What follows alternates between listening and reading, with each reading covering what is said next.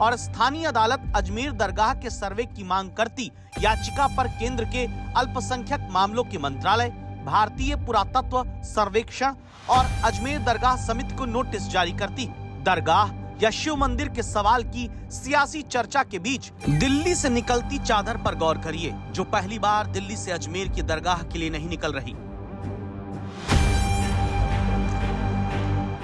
लेकिन जब हिंदूवादी संगठन दावा करते हैं कि अजमेर दरगाह तो असल में शिव मंदिर है, तब अजमेर में पेश किए जाने के लिए ये चादर सिर्फ चादर नहीं, बल्कि मस्जिद मंदिर विवाद में उलझाते लोगों के लिए एक संदेश भी है। चादर जो प्रधानमंत्री मोदी अजमेर फिर भेज रहे हैं। अजमेर दरगाह में पीएम मोदी की भेजी ये चादर 4 जनवरी को पेश की जाएगी। इस बार ये चादर लेकर केंद्रीय अल्पसंख्यक मामलों के मंत्री किरण रिजिजू अजमेर जा रहे हैं। पूरे मुल्क के हक में और हमारे जो देश के वजीर आज़म हैं जनाब नरेंद्र मोदी साहब, उनकी सेहतयाबी के लिए और देश की कामयाबी के लिए, उनकी कामयाबी के हक में गरीब नवाज के दरबार में दुआ की जाएगी। ख्वाजा मोइनुद्दीन चिश्ती की पुण्यतिथि पर हर साल दरगाह पर उर्स मनाया जाता है, जहां देश विदेश से लाखों लोग पहुंचते हैं। जहां अब की 11वीं बार प्रधानमंत्री नरेंद्र मोदी की तरफ से चादर पेश की जा रही है। चादर आस्था और श्रद्धा का प्रतीक है, परंपरा पुरानी है। लेकिन अब प्रधानमंत्री की तरफ से भेजी जाती चादर पर विपक्ष सवाल और सियासत करता है। चादर परंपरा से आती रही है और इस बार फिर प्रधानमंत्री जी ने चादर भेजी। अब बीजेपी के उन नेताओं को समझ लेना चाहिए कि ये देश सिर्फ हिंदू मुसलमान में नफरत के लिए नहीं है। जो लोग सिर्फ संप्रदाय के नाम पर, जाति के नाम पर टकराव खड़ा करके देश को कमजोर करने की साजिश कर रहे हैं, ये उनके मुंह पर तमाचा है। आस्था व्यक्त करने का काम कर रहे हैं। सब चीज़ें, कोर्ट अपनी जगह काम करता है, अनेक संस्थाएं अपने अपने मत रखने का काम उनका अपना अपना होता है। लेकिन प्रधानमंत्री पे पद पे रहते हुए एक प्रधानमंत्री का सभी धर्म के प्रति जो विश्वास और आस्था होती है वो दिखनी भी चाहिए और मन से भी होती है। प्रधानमंत्री तो ऑलरेडी जहाँ भी विदेशों में भी जाते हैं, भगवान बुद्ध का होता है तो भगवान बुद्ध को नमन करते हैं, अम्बेडकर जी को नमन करते हैं। अच्छा है हमारे प्रधानमंत्री जी भी कर रहे हैं, बाकी चीज़ों में वो कुछ भी करते रहें। उस तरफ से ये क्या करते हैं, अपने संगठनों को प्रोत्साहित करते रहते हैं कि जो बहुत ज़्यादा कम्युनल या सांप्रदायिक सोच के जो लोग हैं वो कहीं इससे हमसे दूर ना चला जाए, तो ये भी चलते रहते हैं। ये जो एक डुअलिटी या ये दो विरोधाभासी धरे हैं ना, ये भारतीय जनता पार्टी का चरित्र बन गया है। विपक्ष के सवाल को बल मिलता है गिरिराज सिंह केंद्रीय मंत्री के बयानों और विष्णु गुप्ता से, जो खुद को हिंदू सेना का अध्यक्ष कहते हैं। क्योंकि एक तरफ संघ प्रमुख कहते हैं राम मंदिर आस्था का विषय था, मंदिर निर्माण हुआ, अब क्यों नए विवाद खड़े करना। संघ प्रमुख कहते आए कि मस्जिद मंदिर के विवाद उठाकर हिंदुओं का नेता बनने की कोशिश मंजूर नहीं। उसके बाद हाल में संभल से लेकर अजमेर, जौनपुर, बदायूं की मस्जिदों को मंदिर तोड़कर बनाए जाने के दावों के बीच पहले की तरह एकता, शांति, भाईचारे, सौहार्द का प्रतीक बनकर चादर जब अजमेर दरगाह तक प्रधानमंत्री की तरफ से भेजी जाती है, तो क्या विवादों को खड़ा करने वाली सोच की सियासत पर चादर पड़ेगी? किसी हिंदू ने अगर याचिका दायर की और कोर्ट ने अगर सर्वे के लिए आदेश दिया है, तो इसमें दिक्कत क्या होनी चाहिए? ये सत्य है कि जब आक्रांता आए थे मुगल तो हमारे मंदिरों को तोड़ा था। आक्रांतों द्वारा मंदिरों पर मस्जिद बनाने का जो उनका एक मुहिम चला था, उसको समाप्त कर दिया गया होता नेहरू के द्वारा, तो आज हमें कोर्ट में अर्जी देने की जरूरत नहीं पड़ती। आप बताइए क्या करना चाह रहे हैं लोग? आखिर क्यों इतनी नफरत पैदा कर दिए बीजेपी आरएसएस वाले मस्जिद दरगाहों के ताल्लुक से? प्रधानमंत्री नरेंद्र मोदी खुद चादर भिजाते हैं। अब बताइए उस पर क्या बोलेंगे वो? उन्होंने मिनिस्ट्री ऑफ माइनॉरिटी अफेयर्स को पार्टी बनाया, तो नरेंद्र मोदी की सरकार उसको बोलेगी कि वो दरगाह है ही नहीं है। राजनेता तो बोलते हैं, लेकिन अब विष्णु गुप्ता को सुनिए, जो अजमेर में शिव मंदिर का दावा करके याचिका दाखिल किए हैं। इनका मानना है कि अब की बार चादर ही अजमेर तक पीएम की नहीं जानी चाहिए, क्योंकि मामला कोर्ट में है। जब तक राम मंदिर का केस चलता रहा, बतौर प्रधानमंत्री नरेंद्र मोदी अयोध्या जी में भगवान के दर्शन करने नहीं गए थे, क्योंकि मामला कोर्ट में था। तो मैं यहाँ यही कह रहा हूँ कि मामला कोर्ट में है, आस्था तो हर जगह बराबर होनी चाहिए ना। जब कोर्ट में मामला था, दर्शन करने नहीं गए, किसी प्रकार की पूजा सामग्री और प्रसाद भी नहीं भेजा गया, क्योंकि मुस्लिम समुदाय बोलते कि इस केस में असर पड़ेगा। यदि मोदी जी इस चादर को व्यक्तिगत रूप से भेजें, मुझे कोई आपत्ति नहीं है, लेकिन प्रधानमंत्री जो पद है उसके द्वारा जा रही है तो मेरे केस पे सीधा असर पड़ेगा। इसीलिए जरूरी है कि जिस भावना के साथ चादर अजमेर तक दिल्ली से भेजी जाती है, उस संदेश को बाकी भी समझ सकें। राजकोट में केंद्र सरकार का लाइट हाउस प्रोजेक्ट भ्रष्टाचार और घटिया निर्माण की शिकायतों को लेकर सवालों के घेरे में है। दरअसल लाइट हाउस प्रोजेक्ट के तहत बनाए गए फ्लैट्स की दीवारों में दरारें पड़ गईं और जगह जगह से प्लास्टर उखड़ गया। पीएम आवास योजना के तहत बनाए गए इन फ्लैट्स का उद्घाटन 2 वर्ष पहले स्वयं प्रधानमंत्री ने किया था।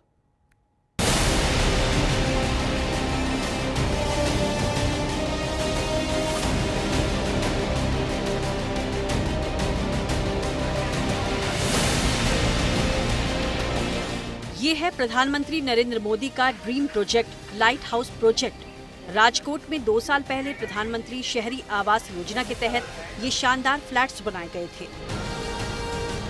दावा है कि लाइट हाउस प्रोजेक्ट में 3D टेक्नोलॉजी का इस्तेमाल किया गया। ग्लोबल हाउसिंग टेक्नोलॉजी की मदद से स्थानीय जलवायु और इकोलॉजी का ध्यान रखते हुए एकदम टिकाऊ घर बनाए गए हैं।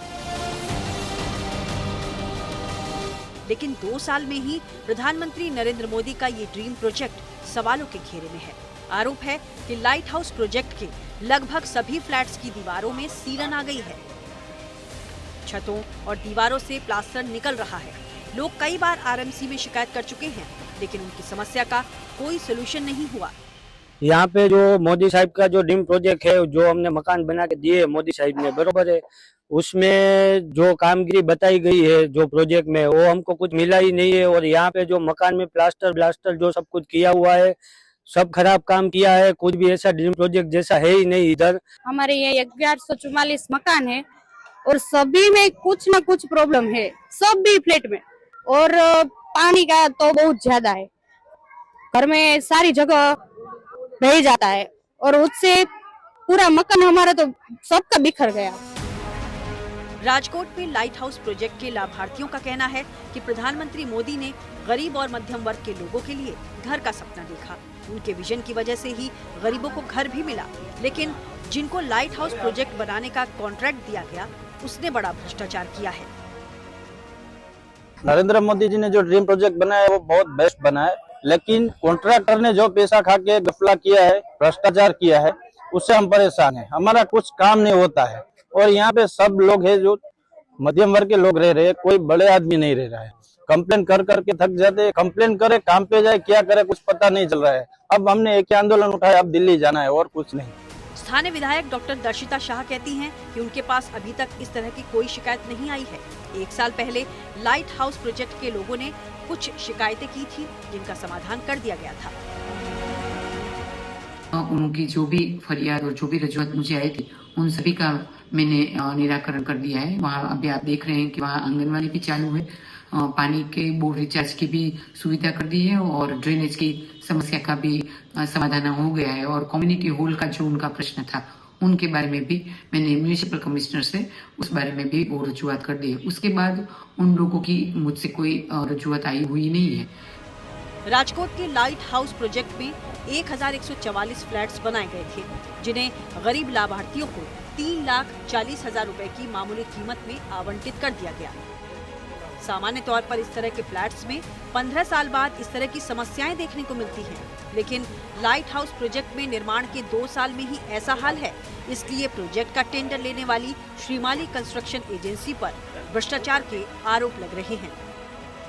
राजकोट से रौनक मजीठिया के साथ आज तक ब्यूरो। सूरत के हजीरा इंडस्ट्रियल एरिया में बड़ा हादसा हुआ। स्टील प्लांट में आग लगने से 4 कर्मचारियों की मौत हो गई, एक घायल हो गया। घायल कर्मचारी को अस्पताल में भर्ती कराया गया है।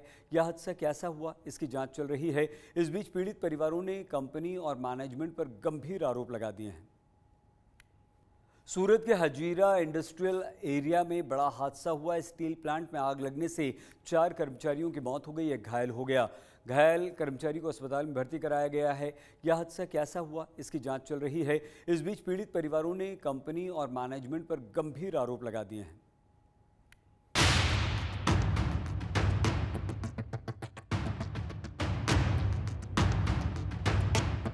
गुजरात में एक बार फिर एक फैक्ट्री में आग लग गई और इस बार भी फैक्ट्री में काम करने वाले ठेका कर्मचारियों की जान चली गई।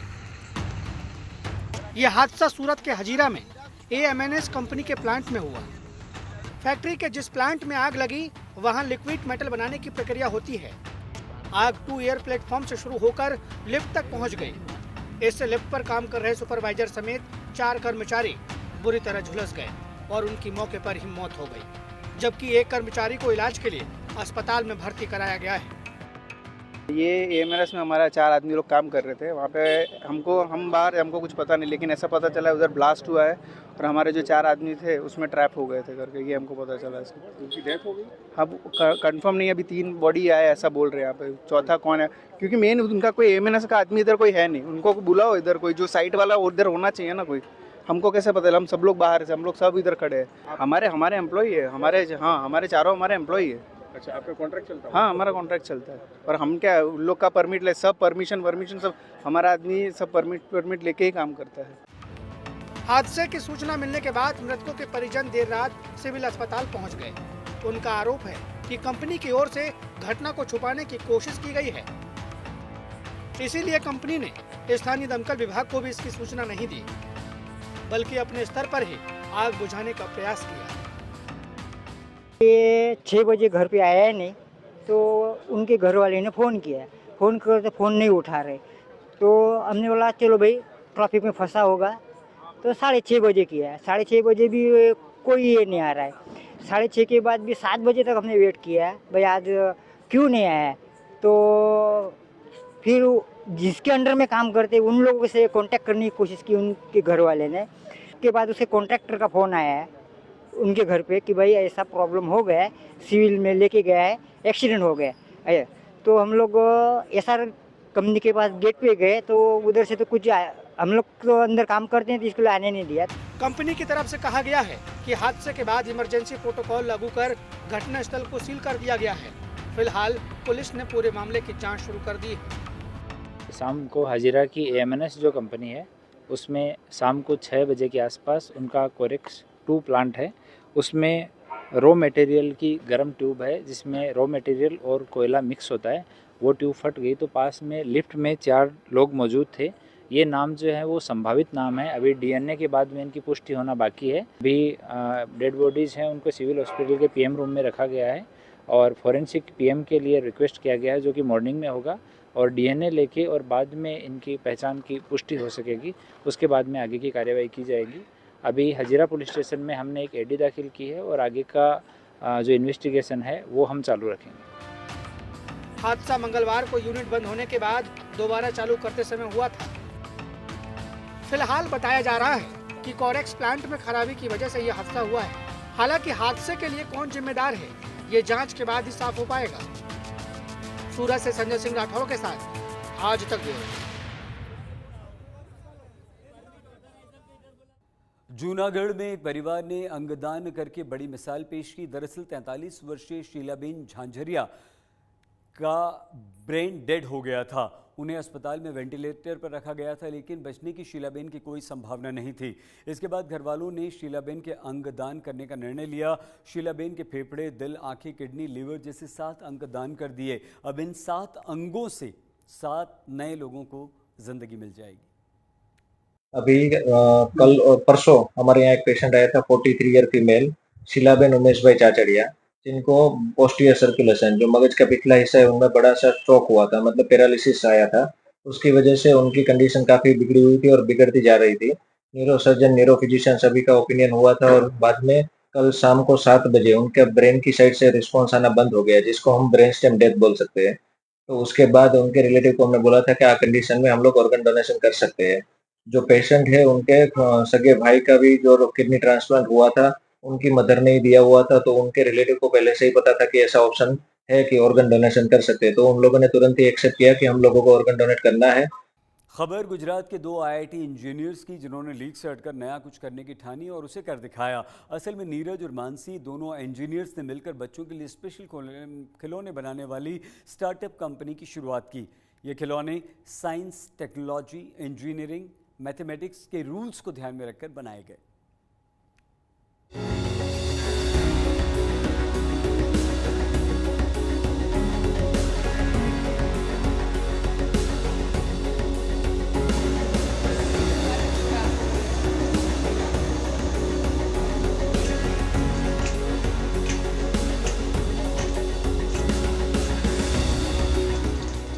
चलता हुआ मेढक, दौड़ता हुआ खरगोश, और सबसे खास तो है ये सौर मंडल, जो खेल खेल में बच्चों को बहुत कुछ सिखा रहा है। इन खिलौनों को बनाने वालों का मकसद भी यही है, एंटरटेनमेंट के साथ साथ बच्चों का ज्ञान बढ़ाना। दरअसल इन खिलौनों को साइंस, टेक्नोलॉजी, इंजीनियरिंग और मैथमेटिक्स के रूल को ध्यान में रखकर बनाया गया है और इसे नाम दिया गया है स्टेम टॉय, जो 5 साल तक के बच्चों के लिए है। इन खिलौनों को तैयार किया है गुजरात के 2 IIT इंजीनियरों नीरज शर्मा और मानसी गुप्ता ने मिलकर, जो जिंदगी में नौकरी से हटकर कुछ अलग करना चाहती थी, कुछ ऐसा जिसमें पैसा भी हो और संतुष्टि भी। कोरोना काल में बच्चों के लिए कुछ करने का आइडिया आया तो दिमाग में खिलौना आया और फिर इस पर काम शुरू कर दिया, जो अब एक बड़े स्टार्टअप का रूप ले चुका है और इनके बनाए खिलौने बाजारों में खूब बिक रहे हैं। ये टीचर वर्कशॉप्स किया करते थे जो हैंड्स ऑन पेडागोजी और लर्निंग पे बेस्ड हुआ करती थी। तो टीचरों के साथ, बच्चों के साथ काम करते करते हमने ये देखा कि क्लासरूम में जो पढ़ाया जा रहा है और असली ज़िंदगी में जो उसका इस्तेमाल है, उन दोनों में एक बहुत बड़ा गैप है। तो क्यों ना कुछ इस तरह की चीज़ें बनाई जाएं कि जो हम लोग अपनी ज़िंदगी में जो शिक्षा ले रहे हैं, उस शिक्षा को अपनी असली ज़िंदगी में उसका इस्तेमाल कर सके। तो हम लोगों के सामने जो निकल कर आया कि हमने जो पाया कि इसमें जो हमें काम करना होगा वो हमें 5 ईयर्स से ऊपर के जो बच्चे हैं उनके साथ काम करना होगा, और जब बच्चों के साथ काम करना है तो हमने ये पाया कि हमें फिर खिलौनों में जाना होगा, क्योंकि खिलौने एक ऐसी चीज़ है जिसे बच्चे सबसे ज़्यादा इंजॉय करते हैं। नीरज और मानसी ने जब इस पर काम करने का सोचा तो इसकी कामयाबी को लेकर मन में कई सवाल और आशंकाएं थी, लेकिन जब खिलौनों को लेकर पेरेंट्स की राय जानी तो हौसला मिला। लोग ऐसे खिलौनों पर पैसे खर्च करने के लिए तैयार थे। बाद में गुजरात सरकार ने भी स्टार्टअप शुरू करने के लिए 18 लाख रुपए की मदद की, जिससे इन्होंने मेक एंड ब्रेक नाम से एक स्टार्टअप कंपनी खोली। इस कंपनी में फिलहाल 22 लोग काम कर रहे हैं। 25 से ज्यादा स्टेम टॉयज बनाए जा चुके हैं और 30,000 से ज्यादा यूनिट्स मार्केट में सेल हो चुके हैं। यानी इनकी स्टार्टअप कंपनी अब कमाई के साथ साथ लोगों को रोजगार भी दे रही है। सब पेरेंट्स से, सब कस्टमर्स से हमें बहुत ही एनकरेजिंग रिस्पांस मिला। कभी ये नहीं हुआ कि ये क्यों कर रहे हैं, ये सवाल कभी मन में आया ही नहीं। धीरे धीरे करके हमारी जर्नी इतनी बड़ी है कि आज हमने 30,000 से ज़्यादा यूनिट्स सेल कर चुके हैं। हमारा जो नेक्स्ट ईयर का हमारा टारगेट है वो 5 करोड़ रेवेन्यू का है। हमारा जो बेसिक मूल है वो यही है कि इंडिया के जो बच्चे हैं, स्पेशली इंडिया के, उनकी थिंकिंग, इमेजिनेशन और विजुअलाइजेशन पावर्स को हम एनहांस कर सकें। नीरज और मानसी की पहल रंग ला रही है। इनकी कंपनी में बने स्टेम टॉयज अब गुजरात के अलावा मुंबई, पुणे, हैदराबाद, चेन्नई, नागालैंड और कुछ आर्मी कैंट में भी बेचे जा रहे हैं। इन युवाओं की कामयाबी की कहानी बताती है कि मंजिल तक पहुंचने के लिए सबसे जरूरी है पहला कदम उठाना। अतुल तिवारी, अहमदाबाद।